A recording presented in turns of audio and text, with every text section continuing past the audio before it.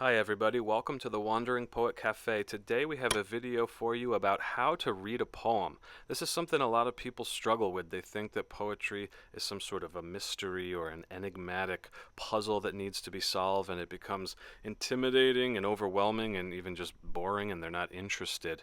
And so we are going to go into how do you read a poem, and is it easy? Is it hard? So a lot of people will say things like, take a poem not from a rational point of view, but just absorb the words or try to feel it.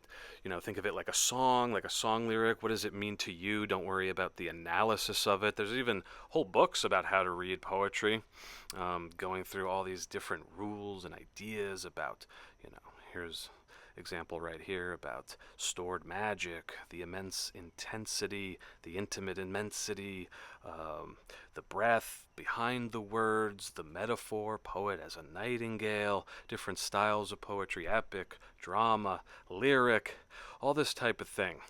And so the main gist of what I want to convey here today is that reading a poem is actually really easy. And I want to start with Stopping by Woods on a Snowy Evening by Robert Frost, one of the most famous American lyric poems in American history. And let's just take a moment to read the poem and then go into, is it challenging, or how do we take a look at this? So, Stopping by Woods. Whose woods these are, I think I know. His house is in the village, though. He will not see me stopping here to watch his woods fill up with snow. My little horse must think it queer to stop without a farmhouse near, between the woods and frozen lake, the darkest evening of the year. He gives his harness bells a shake to ask if there is some mistake. The only other sound's the sweep of easy wind and downy flake. The woods are lovely, dark and deep, but I have promises to keep, and miles to go before I sleep, and miles to go before I sleep. And so instead of looking at this as intimidating or something cryptic to uncode, let's just take a look at the very basic plot. There's a guy in the woods. It's snowing. He stops. He likes to look at the pretty snow. His horse says, "Hey, what are we stopping for?" And he says, "Well, the woods are lovely, but I got things to do, so I got to keep going before it's time to stop." And that's it. That's really all there is to it. Robert Frost uses beautiful imagery, lots of rhetorical devices of sound, rhyme, rhythm, alliteration, assonance, consonance to paint the scene, to put you in the mood. But it's just absolutely as simple as it sounds. There's no mystery. Stopping by woods on a snowy evening. He's literally stopping by woods on a snowy evening. Right, here's another poem. This is by William Carlos Williams called This Is Just to Say. Another one people tend to think is cryptic or there's some hidden meaning. It's very short. I have eaten the plums that were in the icebox, and which you were probably saving for breakfast. Forgive me, they were delicious, so sweet, and so cold. Once again, this is literally all it is. There were plums in an icebox. He ate them. He wrote this note to somebody to say, "Hey, I ate them, and they were really good." He's enjoying this moment, and that's all there is. It's just a lovely moment distilled into a poem. You guys, you don't have to think of it as some mystery. It really just is as plain forward as your favorite pop song lyric.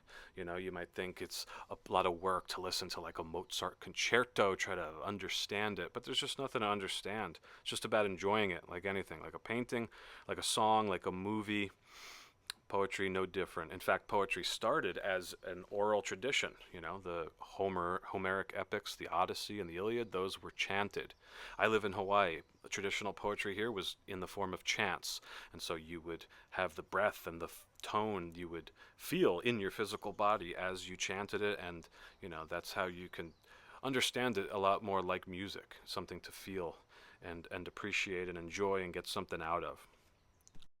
Now here's one by Walt Whitman, Out of the Cradle, Endlessly Rocking. This is a little more dense and intense, so let's just read a little bit of it. Out of the cradle, endlessly rocking, out of the mockingbird's throat, the musical shuttle, out of the ninth month midnight, over the sterile sands and the fields beyond, where the child leaving his bed wandered alone, bareheaded, barefoot, down from the showered halo, up from the mystic play of shadows twining and twisting as if they were alive. And it goes on, and this is densely lyrical, extremely rhythmic, lots of musical devices in it. And it may seem, again, difficult to approach, but it's just about the poet's remembrance of some birds, some mockingbirds, when he was young, and how that kind of created his poetic awakening.